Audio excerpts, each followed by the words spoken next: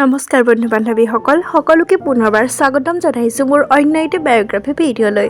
যদিহে প্ৰথমবাৰৰ বাবে মোৰ ভিডিঅ' চাই আছে তেনেহ'লে প্লিজ চেনেলটো ছাবস্ক্ৰাইব কৰি কাষতে থকা বেলটো অল কৰি দিব। বন্ধু বান্ধৱীসকল, বৰ্তমানে ৰেঙনি টিভিত সম্প্ৰচাৰিত হৈ থকা বেহাৰবাৰী আউটপোষ্ট ধাৰাবাহিকখনত এছআই চৰিত্ৰত অভিনয় কৰা অভিনেতাজন প্ৰকৃততে কোন, তেওঁৰ ঘৰ ক'ত, বৰ্তমান তেওঁ কাৰ লগত সম্পৰ্কত আছে আপোনাৰ বাৰু জানিবৰ মন নাযায়নে? তেতিয়াহ'লে আহকচোন ভিডিঅ'টো আৰম্ভ কৰোঁ। বন্ধু বান্ধৱীসকল, এছআই প্ৰকৃত নাম হৈছে প্ৰীতম বৰুৱা। তেওঁৰ ঘৰ নগাঁৱত। বৰ্তমান তেওঁ কৰ্মসূত্ৰে গুৱাহাটীতে থাকে। তেওঁৰ জন্মৰ তাৰিখ হৈছে 15 অক্টোবৰ। তেওঁৰ দেউতাকৰ নাম হৈছে ভৱেশ বৰুৱা। বন্ধু বান্ধৱীসকল, প্ৰীতম বৰুৱাৰ ৱাইফৰ নাম হৈছে গায়ত্ৰী শৰ্মা।